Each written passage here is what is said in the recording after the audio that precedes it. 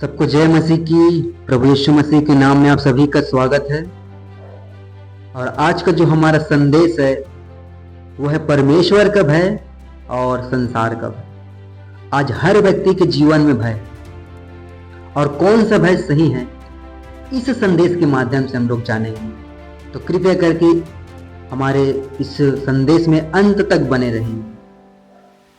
तो चलिए हम लोग देखते हैं संसारिक भय। संसारिक भय मनुष्य को लोगों से डराता है, परिस्थितियों, भविष्य, हानि, बीमारी या मृत्यु, असफलता से डराती है। ये संसारिक भय है। यह भय मन में चिंता, अशांति और अविश्वास उत्पन्न करता है। बाइबल कहती है मनुष्य का भय फंदा ठहरता है, नीति वचन 29:25। लेकिन परमेश्वर का भय पवित्र है, आदरपूर्ण और आज्ञाकारिता जीवन की ओर ले जाता है। यह भय दंड का नहीं है, बल्कि परमेश्वर की महिमा, पवित्रता और न्याय को पहचानने का भय है। यह भय मनुष्य को पाप से दूर और सत्य में चलने के लिए प्रेरित करता है। लेकिन संसारिक भय मनुष्य को बंधन में डालता है। परंतु परमेश्वर का भय मनुष्य को पवित्रता, बुद्धि और जीवन की ओर ले जाता है। लिखा है नीति वचन 1:7 में, यहोवा का भय मानना बुद्धि का मूल है। बुद्धि और शिक्षा को मूढ़ ही लोग तुच्छ जानते हैं। यहाँ पे लिखा है यहोवा का भय मानना। यह भय केवल दंड का नहीं है, बल्कि परमेश्वर के प्रति आदर, श्रद्धा और आज्ञाकारिता और पवित्र भय। जब मनुष्य समझता है कि परमेश्वर पवित्र है, वो सर्वशक्तिमान है, वो न्याय करने वाला परमेश्वर है, तब वो व्यक्ति पाप से दूर रहना चाहता है। और यहाँ पे लिखा है बुद्धि का मूल है, बुद्धि का शुरुआत। सच्चा जो ज्ञान है परमेश्वर से शुरू होता है। दुनिया का ज्ञान मनुष्य को बुद्धिमान बना सकता है, परंतु परमेश्वर का भय मनुष्य को सही मार्ग दिखाता है। जिस जीवन में परमेश्वर का भय नहीं, वहां अभी भी आत्मिक समझ अधूरी रहती है। यह वचन हमें सिखाता है कि यदि हम सचमुच बुद्धिमान बनना चाहते हैं, तो सबसे पहले हमें परमेश्वर का भय मानना सीखना होगा।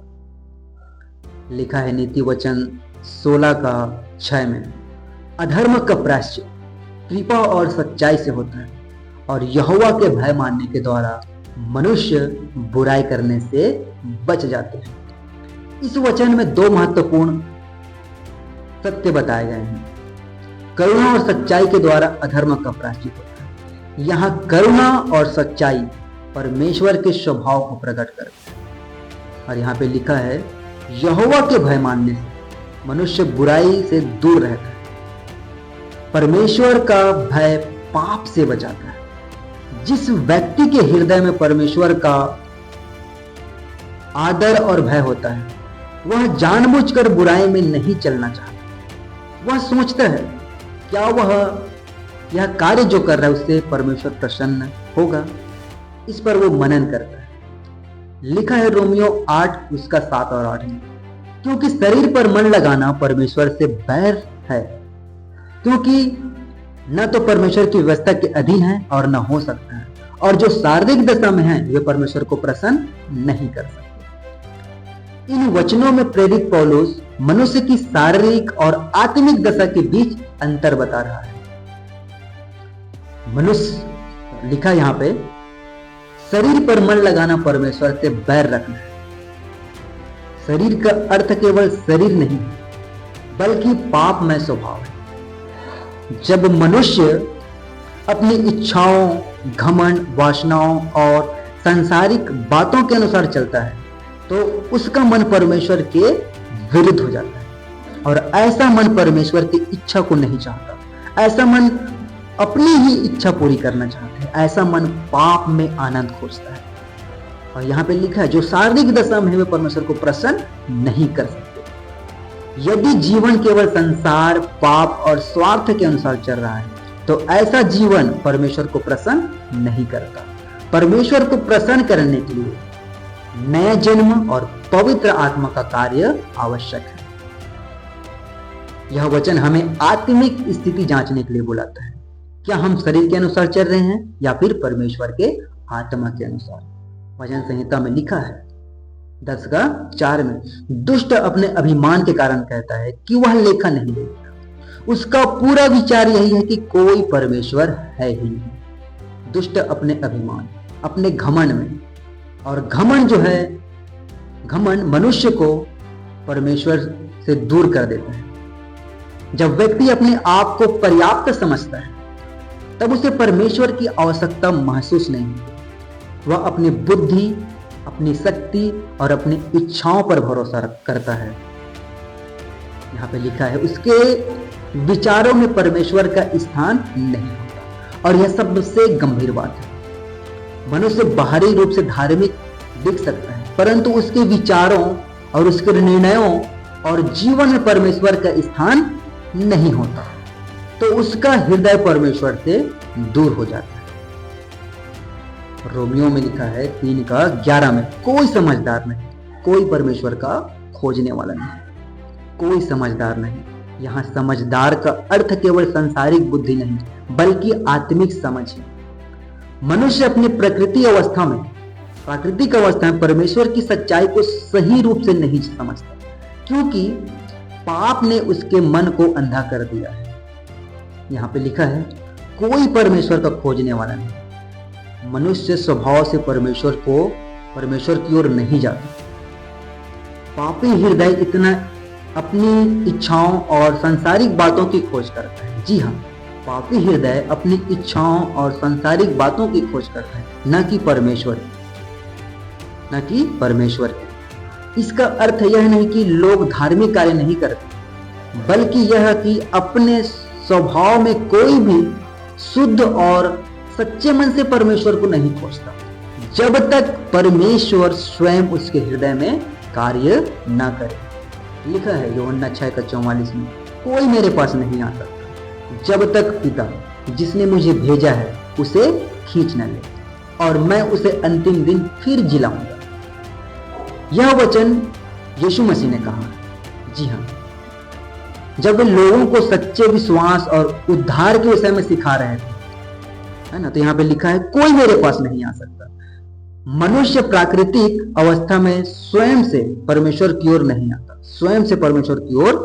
आता। पाप ने मनुष्य के मन और हृदय को अंधा कर दिया है।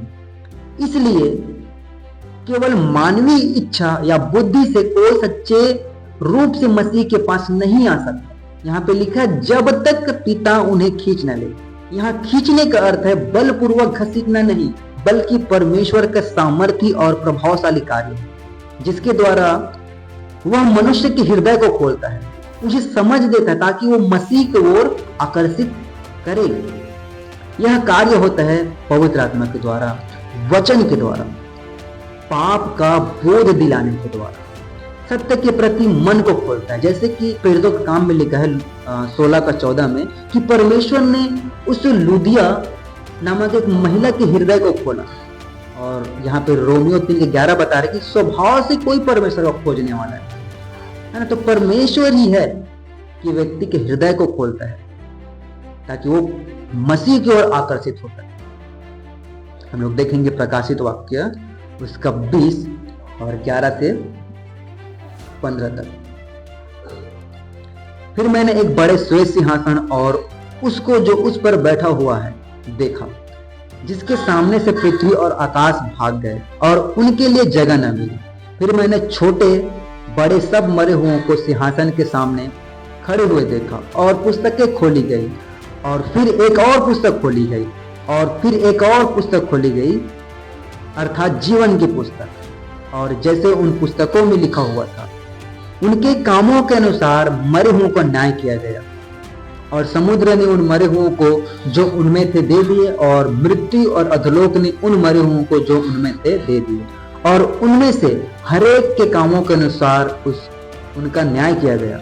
और मृत्यु और अधोलोक भी आग की झील में डाले गए।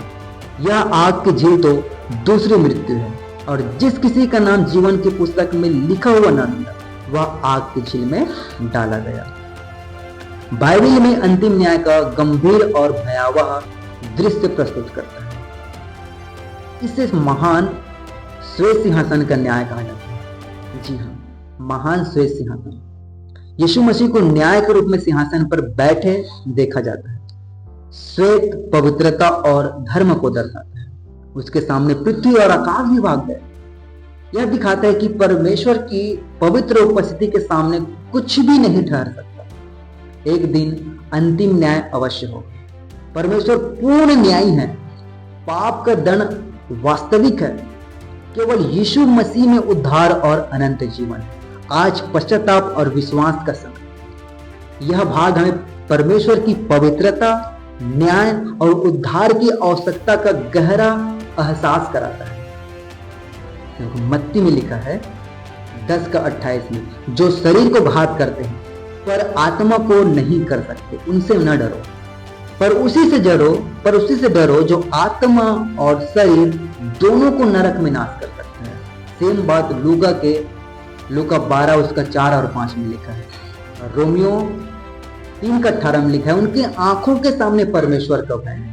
परमेश्वर खुद बता रहा है कि उसे किससे डरना चाहिए, जो शरीर और आत्मा को और जो प्राण को है ना, जो नरक में डाल सकते हैं, उसी से डरना चाहिए। यीशु मसीह खुद यहाँ पे सिखा रहा है कि किससे हमें डरना चाहिए, किससे हमें भय खाना चाहिए। और जस्ट यहाँ पे लिखा है रोमियो 3:18 में, उनकी आंखों के सामने परमेश्वर का भय नहीं। यह वचन प्रेरित पौलुस द्वारा मनुष्य की पापमय अवस्था का वर्णन करता है। यहाँ पौलुस बता रहे हैं कि पाप की जड़ यह है कि मनुष्य के हृदय में परमेश्वर का भय नहीं है। जी हाँ, यही सबसे बड़ी जड़ है। पाप ही सबसे बड़ी जड़ है जो मनुष्य के हृदय में परमेश्वर का भय नहीं। परमेश्वर का भय नहीं मतलब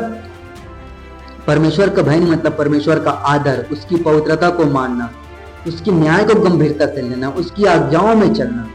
जब मनुष्य के जीवन में यह भय नहीं होता, तब वह अपनी इच्छा के अनुसार जीवन जीने लगता है। लेकिन दाऊद बोलता है, तेरे भय से मेरा शरीर कांप उठता है और तेरे नियमों से मैं डरता हूँ। यहोवा का भय पवित्र है। भजन संहिता में लिखा है, यहोवा का भय पवित्र है, वह अनंत काल तक स्थिर रहता है। यहोवा के नियम सत्य और पूरी रीति से धर्ममय है। तो ये है भय, जो हमें हर एक व्यक्ति को परमेश्वर का भय जरूरी है ना। हम लोग शुरुआत में देखते हैं, है ना, उत्पत्ति 3 अध्याय में, है ना, जो पाप का जो शुरुआत कहां से होता है। पाप का जो शुरुआत है परमेश्वर के वचन पर संदेह से शुरू होता है। शैतान धोखा देता है और सच्चाई को तोड़ मरोड़ कर प्रस्तुत करता है। पाप आकर्षक होता है, आकर्षक दिखाई देने वाला होता है, पर उसका परिणाम मृत्यु और अलगाव है।